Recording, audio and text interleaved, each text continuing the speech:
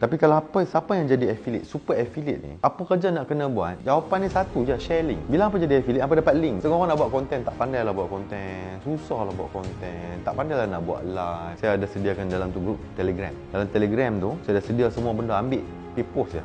Kan? Sentiasa up to date, masuk copywriting dalam tu, masuk gambar dalam tu, masuk visual dalam tu, masuk grafik dalam tu, foto, kan, masuk testimoni orang, ambil, buat posting apa, letak link apa, that's all.